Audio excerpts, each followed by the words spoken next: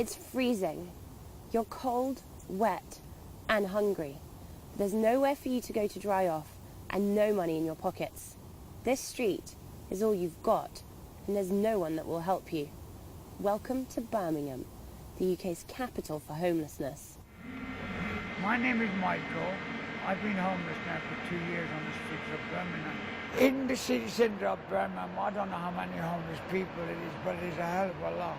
And we shouldn't be homeless. A lot of people do come here after a certain time. Underneath it, we have got a car park where people sleep all over the places. This is where I got attacked. In the very centre of Birmingham? In the middle of here.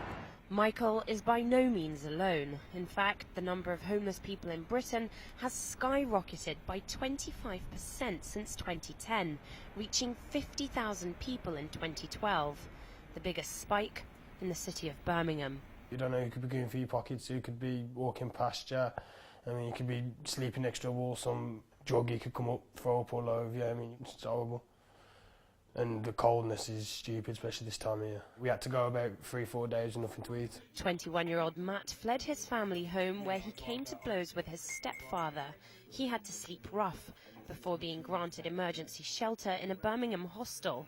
It's run by a charity that helps anyone down and out find employment and get back on their feet. I'm always looking for work and whatnot, because I'm on the dole now. Like, I haven't got no job or anything like that at the moment, which I'm trying to get. It's Daniel's second stay at the hostel in 3 years. After growing up in and out of foster care, he struggled to keep a roof over his head. You've got to do whatever it takes to find somewhere to sleep, find money, help and support. It's the scariest thing, waking up knowing that you've still got to face it all over again. There just isn't enough low-cost housing available, and with unemployment rising, hostels just like this one desperately need to expand.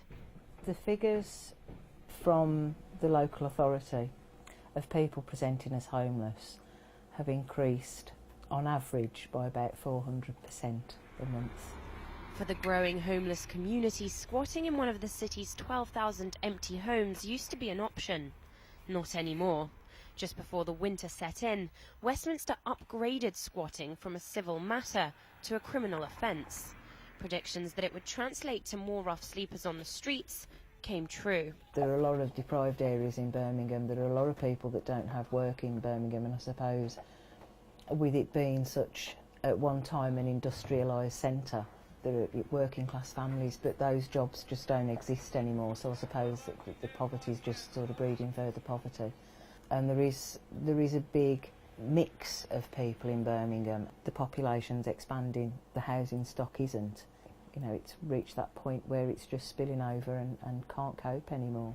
And with more government budget cuts kicking in after April, many more Britons are predicted to slip through the net as the housing crisis escalates.